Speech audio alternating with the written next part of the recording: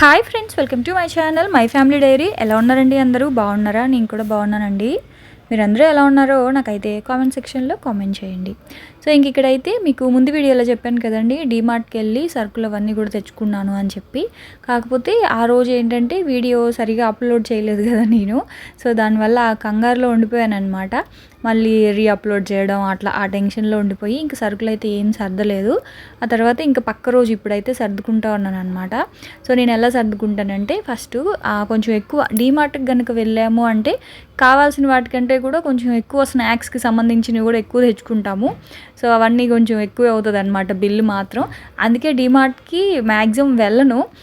Normal departmental స్టోర్లో కానీ లేదంటే జియో మార్ట్, అదే రిలయన్స్ మార్ట్కైనా వెళ్ళి తెచ్చేసుకుంటూ ఉంటాను. డీమార్ట్కి వెళ్ళేసరికి కొంచెం ఎక్కువ అయిందనమాట బిల్లు. సో అన్నీ అంటే ఇక్కడ మనం 2 కేజీలు వేసుకున్నాం అనుకోండి, ఎగ్జాక్ట్గా 2 కేజీలు రాదు, కనీసం ఒక ½ కేజీ అయినా ఎక్కువ క్వాంటిటీలో పడిపోద్ది కదా, అంటే కొలతేసేటప్పుడు. సో ఇంకా అలాగా అన్నీ తెచ్చుకున్నాను అనమాట. అంటే అక్కడ మనకి తక్కువగా దొరికేది ఏంటంటే మెయిన్గా బాస్మతి రైసు. డీమార్ట్లో బాస్మతి రైసు చాలా బాగున్నాయండి. అంటే 90 రూపీస్కే వస్తున్నాయి. అదే మనకి బయట ప్యాకెట్స్ అయితే 130, ఆ తర్వాత ఇంకా కాస్ట్లీ అయితే 180, 200 కూడా ఉంటాయి కదా బాస్మతి రైసు. డీమార్ట్లో బాస్మతి రైసు చాలా బాగున్నాయి. నేను చాలా రోజుల నుంచి వాడుతున్నాను అనమాట. అంటే నేను బిర్యానీ చేసేటప్పుడు ఆ బాస్మతి రైసే ఎక్కువగా వాడుతూ ఉంటాను. 90 రూపీస్కి మేలే కదా అని చెప్పి.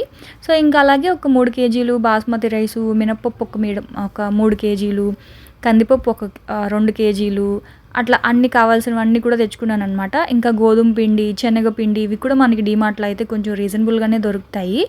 కాకపోతే ఎక్స్ట్రా ఏంటి అంటే సాస్ ప్యాకెట్స్, మయోనీస్లు, పిల్లలు తినేదానికి చిప్స్ ఇంకా అట్లాంటివి ఉంటాయి కదా. సో అక్కడికి వెళ్తే ఏంటంటే కొంచెం అవన్నీ ఎక్కువ కొంటూ ఉంటాము. కానీ ఈసారి మాత్రం నేను ఈ కప్పులు, ఫ్యాన్సీ మనకి కిచెన్కి కావాల్సిన ఐటమ్స్ వాటి జోలికి అస్సలు వెళ్ళలేదన్నమాట. వెళ్తే మళ్ళీ బిల్లు ఎక్కువ అయిపోతుందని చెప్పేసి. సో ఇంకా అవన్నీ కూడా ఫస్ట్ ఎక్కువ క్వాంటిటీ తెచ్చుకున్నాను కదా, అవన్నీ కూడా డబ్బాల్లో అయితే వేసుకుంటా ఉన్నానండి.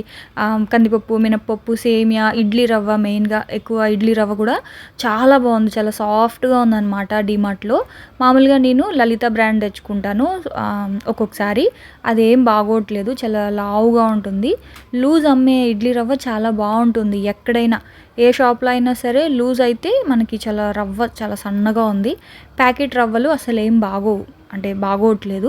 అందుకని చెప్పేసి ఒక 3 కేజీల కన్నా ఎక్కువే తెచ్చుకున్నాను. ఇడ్లీ రవ్వ, గోధుమ పిండి ఒక 3 కేజీలు, తర్వాత మైదా, ఇంకా అంటే మైదా కూడా అంటే నేను ఎక్కువ కొంచెం స్నాక్స్ అవి చేస్తూ ఉంటాను కదా, సో మైదా కూడా తీసుకున్నాను. ఇంకా అట్లా అన్నీ కొంచెం ఎక్కువ క్వాంటిటీలో తీసుకున్నాను. అవన్నీ సర్దేసుకుంటా ఉన్నాను.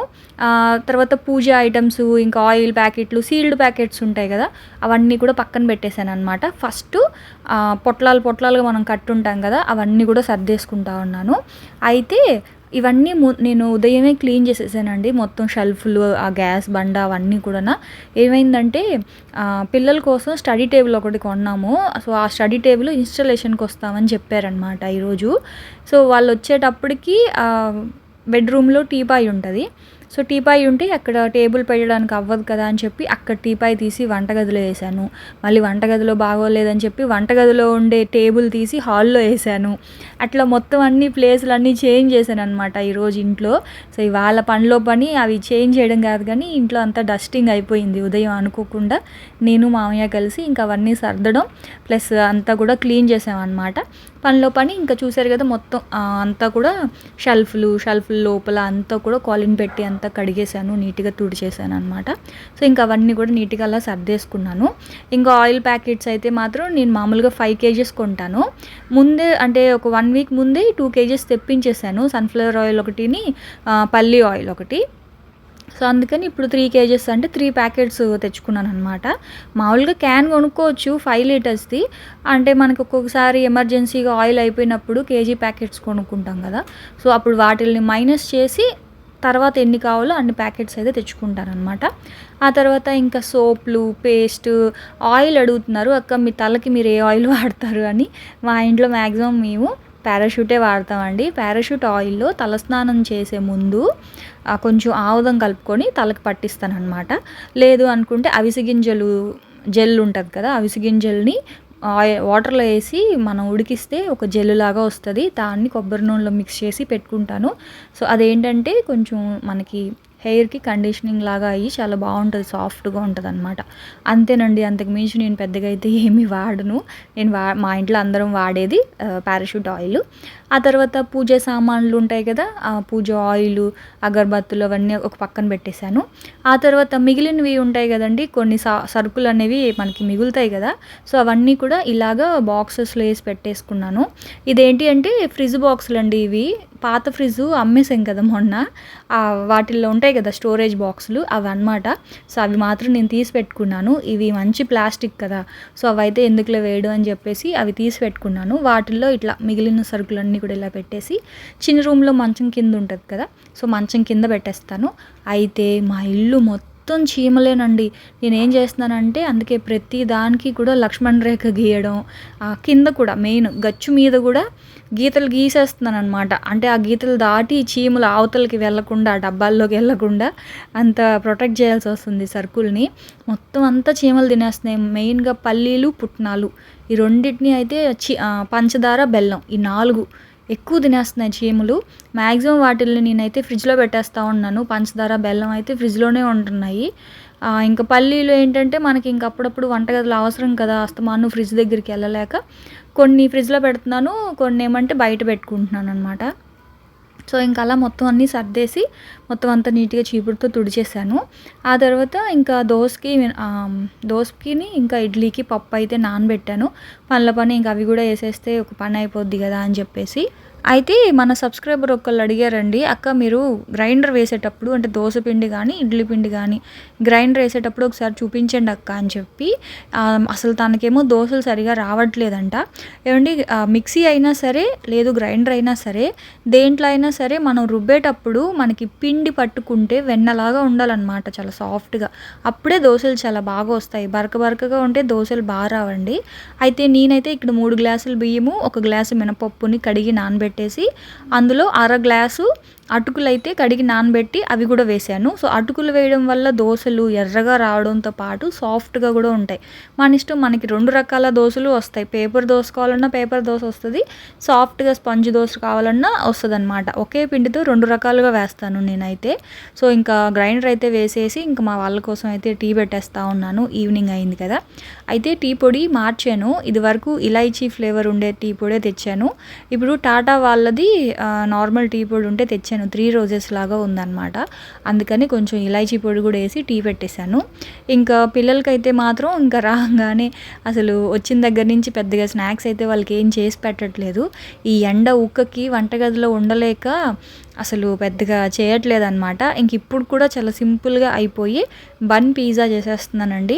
డీమార్ట్‌లో బన్స్ 10 రూపీస్‌కి చాలా పెద్ద పెద్ద బన్స్ ఇచ్చారనమాట.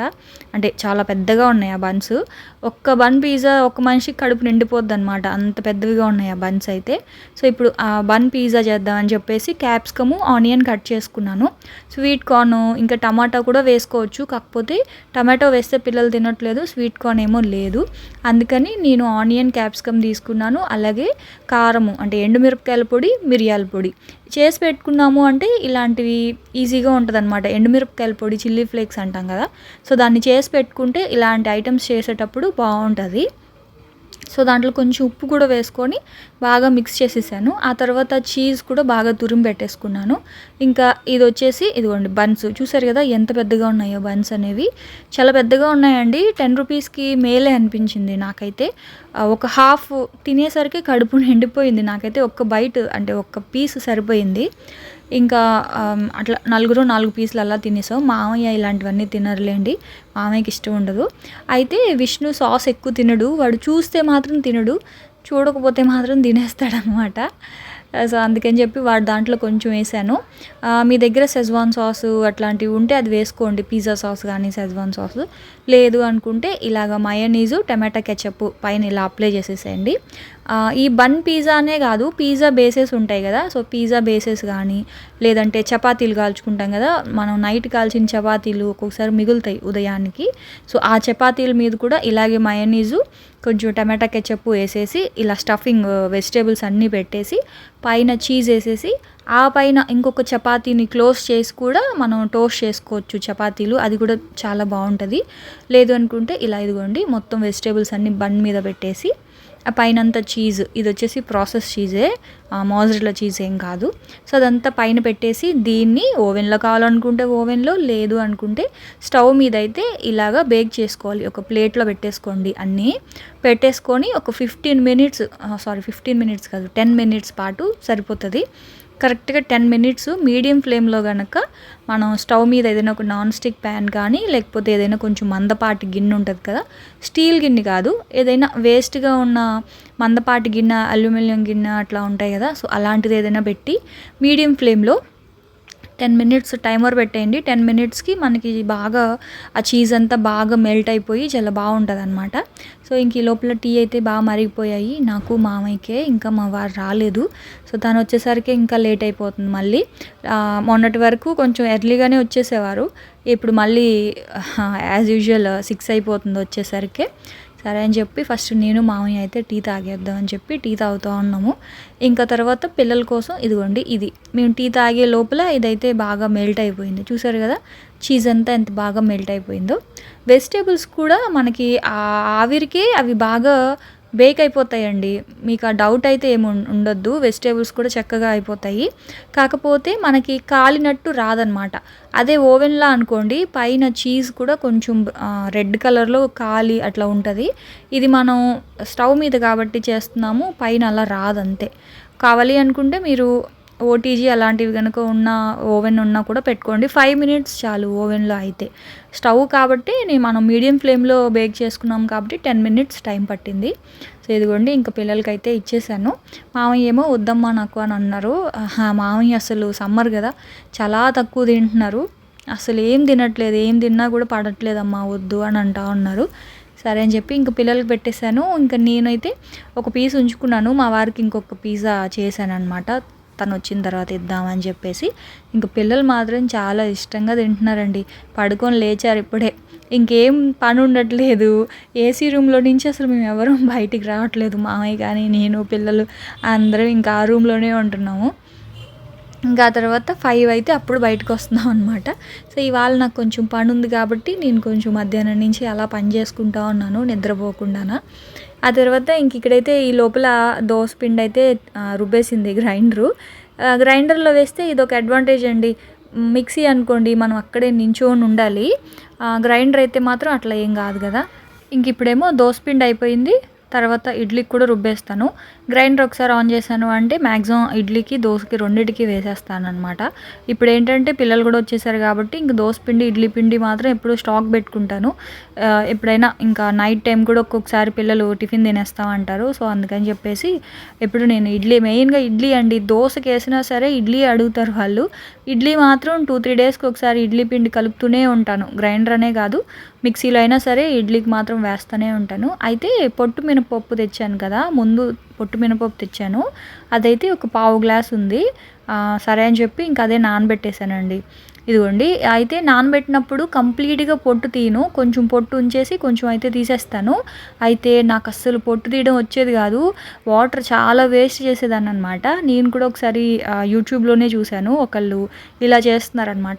కొంచెం వాటర్లోనే మనం తిప్పి అంటే ఒక 3-4 సార్లు ఆ వాటర్ ఇందులో వాటర్ అందులో అట్లా వేస్తూ ఉంటే పైన పొట్టంతా కూడా నీళ్ళల్లో తేలుతూ వచ్చేస్తుంది కదా.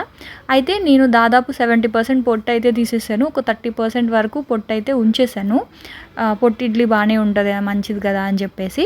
సో వాటర్ కూడా వేస్ట్ చేయకుండా ఇలా గనక మనం కొంచెం వాటర్లోనే పిసికితే ఆ పైన ఉన్న పొట్టంతా వచ్చేస్తుంది. అప్పుడు ఏం చెక్క వాటర్ మొక్కలకు కూడా వేయచ్చు కదా అని చెప్పి ఇంకా అలా పక్కన పెట్టేశాను. ఆ వాటర్ తీసుకెళ్ళి మొక్కలకైతే వేయాలి. ఆ తర్వాత ఇదిగోండి ఇంకా గ్రైండర్లో అయితే వేసేస్తూ ఉన్నాను మొత్తం మినపప్పుని. ఇక్కడైతే నేను 1/2 కేజీ మినపప్పుకి 1/2 కేజీ ఇడ్లీ రవ్వ అండి. చెప్పాను కదా రవ్వ చాలా సన్నగా చాలా బాగుంది, డిమార్ట్కి వెళ్తే ఎవరైనా తెచ్చుకోండి. డిమార్ట్ అనే కాదు బయట డిపార్ట్మెంటల్ స్టోర్లో కూడా సన్న రవ్వ అని అడిగితే ఇస్తారు. లేదు అంటే ఈ మధ్య ఎక్కడైనా సరే ప్యాకెట్లో ఇచ్చేస్తున్నారు, సీల్డ్ ప్యాకెట్స్. లూజ్ కనుక అయితే రవ్వ చాలా సన్నగా ఉంటుందండి.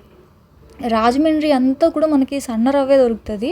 అంటే నేను రాజమండ్రిలో ఉన్నప్పుడే నాకు తెలిసింది యాక్చువల్‌గా ఇట్లా కూడా రవ్వ ఉంటది అని చెప్పి. అక్కడ చాలా సాఫ్ట్‌గా ఉంటాయన్నమాట ఇడ్లీలు కూడాన. ఏ షాప్‌లో అయినా కావచ్చు, తర్వాత మనకి ఇంట్లో పెట్టుకున్నా సరే రవ్వ మాత్రం సేమ్ ఇస్తారనమాట. మాకు వైజాగ్‌లో అలా కాదు. అసలు నాకు తెలిసేదే కాదనమాట. మామూలు కొంచెం లావుగా ఉంటదనమాట రవ్వ. సో, ఆ తర్వాత నాకు తెలిసిందేంటంటే రవ్వ లావుగానే కాదు చాలా సన్నగా కూడా ఉంటది రవ్వ అని చెప్పి, అప్పటినుంచి నేను మా వారికి చెప్తాను లూజే తీసుకోరమ్మని చెప్పి ఎప్పుడైనా బయట షాప్స్‌లో తెప్పించుకుంటే. అయితే ఒక్కొక్కసారి ఉంటే తెస్తారు, లేదంటే మాత్రం లలిత గానీ, బెల్ గానీ రవ్వ తెప్పించేసుకుంటాను. రైస్ కూడా అవే వాడతాం అనమాట మేమైతే. ఆ తర్వాత ఇంకా ఇడ్లీ పిండి కూడా వేసేసి కలిపేసాను. ఇంక ఇదేమో నైట్ చపాతీ కలుద్దాం అని చెప్పేసి ఇదిగోండి చపాతీ పిండి అయితే కలుపుతా ఉన్నాను. గోధుమ పిండిలో కొంచెం సాల్టు, ఆయిలు వేసేసి. అయితే నేను ఇవాళ కర్రీ మాత్రం మామూలు పప్పే చేశానండి. యాక్చువల్‌గా అయితే పప్పు చేశాను. కాకపోతే మీకు చాలామంది నన్ను పన్నీర్ కర్రీ రెసిపీ అడుగుతూ ఉన్నారు. సో, ఇవాళ ఏంటంటే నేను కాజు కర్రీ రెసిపీ నేను చేసిన వీడియో ఉందన్నమాట. సో, ఆ వీడియో అనేది ఆ క్లిప్పింగ్స్ అవన్నీ కూడా ఇందులో యాడ్ చేశాను. పప్పు అనేది అందరికీ తెలుసు కదా, చపాతీతో పప్పు. సో, ఒకసారి ఆ కర్రీ చూపిద్దాంలే అని చెప్పి నేను కాజు కర్రీ చేశాను కదా, సో ఆ రెసిపీ అయితే ఈ వ్లాగ్లో యాడ్ చేస్తున్నాను, ఒకసారి చూడండి. సో, మేమైతే మాత్రం చపాతీలోకి పప్పే తిన్నాము. అయితే కాజు కర్రీ మాత్రం చాలా బాగుంటుందండి. ఎవరైనా ఇంటికి గెస్ట్లు వచ్చినప్పుడు ఇది స్పెషల్గా ఉంటుంది. మీరు ఇందులో కావాలి అనుకుంటే పన్నీర్ కూడా వేసుకోవచ్చు, సేమ్ ప్రాసెసే. కాకపోతే ఆ రోజు నేను కాజు ఒకటే వేస్ట్ చేశాను కాబట్టి కాజు కర్రీ చూపిస్తున్నాను. మీరు కాజుతో పాటు పన్నీర్ కూడా వేసుకోండి, అప్పుడు పన్నీర్ కర్రీ అయిపోతుంది. సో, ఫస్ట్ ఏంటంటే నేను ఒక 150 గ్రామ్స్ వరకు జీడిపప్పుని ఉడికించుకున్నాను. సో, అప్పుడు ఏంటంటే మనకి జీడిపప్పు సైజ్ అనేది పెద్దదవుతుంది, తినేటప్పుడు కూడా సాఫ్ట్గా ఉంటుంది. ఇప్పుడు కడాయిలో ఆయిల్ వేసుకొని బటర్ వేసుకున్నాను. ఇక్కడ నేను 2 స్పూన్స్ ఆయిల్, 2 స్పూన్స్ బటర్ అయితే వేసుకొని అందులో ఒక 1 స్పూన్ కసూరి మేతి వేసుకొని ఫ్రై చేసుకుంటా ఉన్నాను. కసూరి మేతిని మీరు లాస్ట్లో అయినా వేసుకోవచ్చు, లేదు అనుకుంటే ఇలా ఆయిల్ అయినా వేసుకోవచ్చు. సో, కసూరి మెత్తి కొంచెం వేగిన తర్వాత ఒక 2 ఆనియన్స్ వరకు పెద్ద సైజువి ఆనియన్స్ ఉంటాయి కదా, సో ఆనియన్స్ అయితే నేను చాపర్లో వేసేసుకున్నాను. ఒక 2 ఆనియన్స్ అనమాట, కొంచెం పెద్ద సైజువి. ఎందుకంటే మనకు కొంచెం మంచిగా గ్రేవీ అది రావాలి కదా. అది కాకుండా ఈ కర్రీ అనేది కొంచెం స్వీట్గా ఉంటుంది, సో అప్పుడే మనకి బాగుంటుంది అనమాట. సో, ఉల్లిపాయలని కొంచెం సాల్ట్ వేసి ఇలా బాగా మగ్గిచ్చేసుకోవాలి. బాగా చూస్తున్నారు కదా ఎలా వేగిపోయిందో. ఇప్పుడు అందులో ఒక స్పూను అల్లం వెల్లుల్లి పేస్ట్ వేసుకొని మళ్ళీ అల్లం వెల్లుల్లి పేస్ట్ పచ్చివాసన పోయే వరకు ఫ్రై చేసుకోవాలి. అయితే ఇక్కడ మీకు కావాలి అనుకుంటే ఉల్లిపాయలని కూడా పేస్ట్ చేసుకోవచ్చు. కాకపోతే ఇక్కడ నేను ఉల్లిపాయలను అల్లం వెల్లుల్లి పేస్ట్ని ఫ్రై చేసుకున్నాను. ఇది వచ్చేసి టమాటా, జీడిపప్పు. ఇప్పుడు 150 గ్రామ్స్ వరకు జీడిపప్పుల్ని మనం ఉడికించుకున్నాం కదా, ఇంకొక 50 గ్రాముల జీడిపప్పు, ఒక 3 టమాటాలు తీసుకొని ఇలాగ మెత్తగా మిక్సీలో పేస్ట్ లాగా చేసుకున్నాను. మీకు అలా వద్దు అనుకుంటే ఉల్లిపాయలతో పాటు టమాటాలు కూడా వేయించి అందులోనే జీడిపప్పులు కూడా వేసేసి మొత్తం అంతా కూడా మిక్సీ చేసుకోవచ్చు. సో, దానికంటే ఇది కొంచెం ఈజీ ప్రాసెస్ అనిపించి నేను ఇది చూపిస్తున్నాను మీకు. సో, ఉల్లిపాయలు, అల్లం వెల్లుల్లి పేస్ట్ వేగిన తర్వాత ఒక 3 టమాటాలు, ఒక 50 గ్రాముల జీడిపప్పుని మిక్సీలో మెత్తగా పేస్ట్ చేసుకొని అది వేసేసాను. ఆ తర్వాత ఒక స్పూన్ కారం, ఒక స్పూన్ ధనియాల పొడి, రుచికి సరిపడా ఉప్పు, పావు స్పూను పసుపు, ఆ తర్వాత ఒక స్పూను షుగరు, ఇంకా పావు స్పూను జీలకర్ర పొడి, పావు స్పూను గరం మసాలా, జీలకర్ర పొడి వేసుకుంటే చాలా బాగుంటుంది. ఇంకా ధనియాల పొడి, కారము, పసుపు, ఉప్పు కామనే కదా. సో, అవన్నీ వేసేసుకొని ఇదిగోండి సిమ్లో పెట్టి అడుగు మాడిపోకుండా బాగా కలపాలి. ఎందుకంటే జీడిపప్పు పేస్ట్ వేసాం కదా, అడుగు త్వరగా పట్టేస్తుంది కాబట్టి పట్టకుండా సిమ్లో పెట్టి ఇలా బాగా ఫ్రై చేసుకోవాలన్నమాట. సో, ఇది ఫ్రై అయిపోయిన తర్వాత ఇది వచ్చేసి క్రీము. సో, పాల మీద మీగడైనా పర్వాలేదు, లేదనుకుంటే ఫ్రెష్ క్రీమ్ అయినా పర్లేదు. అది కూడా వేసేసి మొత్తం అంతా కూడా ఇలాగా కలిపేసుకోవాలి. సిమ్లోనే చేసుకోండి, అప్పుడైతేనే బాగుంటుంది. అయితే మీరు థిక్నెస్ అనేది చూసుకోండి. మీకు బాగా చిక్కగా కావాలి అనుకుంటే వాటర్ ఎక్కువ వేయొద్దు, కొంచెం లూజ్గా ఉన్నా పర్వాలేదు అనుకుంటే కొంచెం వాటర్ అయితే వేసుకోండి. నేనేంటంటే కొంచెం వాటర్ వేసాను. ఇప్పుడు వాటర్ వేసాం కదా, ఇప్పుడు కనుక మనం ఉడికించి పెట్టుకున్న జీడిపప్పు వేసాం అనుకోండి, ఇప్పుడు ఆ మసాలా గ్రేవీలో ఈ జీడిపప్పు ఉడికి ఇంకా టేస్టీగా అవుతుంది అనమాట. సో, ఇప్పుడు ఈ ప్లేస్లో మీరు పన్నీర్ ముక్కల్ని కట్ చేసి అలాగే కావాలన్నా వేసేసుకోవచ్చు, లేదు అనుకుంటే కొంచెం ఆయిల్లో ఫ్రై చేసుకొనైనా పన్నీర్ ముక్కల్ని వేసుకోవచ్చు, అది మీ ఇష్టము. కాకపోతే నేను పన్నీర్ వేయలేదు, ఇది కాజు కర్రీ కాబట్టి నేను ఓన్లీ కాజుతోనే చేశాను. సో కాజు వేసేసి ఫైనల్గా ఒక స్పూన్ బటర్ కూడా వేసేసి మూత అయితే పెట్టేశాను. ఒక 5 మినిట్స్ తర్వాత కూర అంతా బాగా దగ్గరగా అయిపోద్ది. కూర మాత్రం చాలా టేస్టీగా ఉంటుందండి, అస్సలు మిస్ అవ్వకుండా చేసుకొని తినండి. సో ఫైనల్గా కొంచెం కొత్తిమీర కూడా అయితే వేసేసుకున్నాను. కొత్తిమీర వేసేసుకొని స్టవ్ ఆఫ్ చేసేసుకుంటే మనకి కాజు కర్రీ రెడీ అయిపోద్ది. పన్నీర్ వేసుకుంటే పన్నీర్ కాజు కర్రీ, ఓన్లీ కాజు వేసుకుంటే కాజు కర్రీ అనమాట. సో చూసారు కదా కర్రీ ఎంత బాగుందో, చపాతీతో చాలా బాగుంటుంది. ఎవరైనా ఇంటికి చుట్టాలు వచ్చినప్పుడు చేసి పెట్టండి, మంచిగా హ్యాపీగా ఇష్టంగా తింటారు. సో అదేనండి ఇంక ఇవాళ వ్లాగ్ అయితే చూసారు కదా. సో మీకు వ్లాగ్ నచ్చింది, రెసిపీ నచ్చింది అనుకుంటున్నాను. మీకు కనుక నచ్చితే నా ఛానల్ని లైక్ చేయండి, షేర్ చేయండి, సబ్స్క్రైబ్ చేయండి. రేపటి వ్లాగ్లో మళ్ళీ కలుస్తాను. అప్పటి వరకు ఉంటాను ఫ్రెండ్స్. బాయ్ అండి, బాయ్.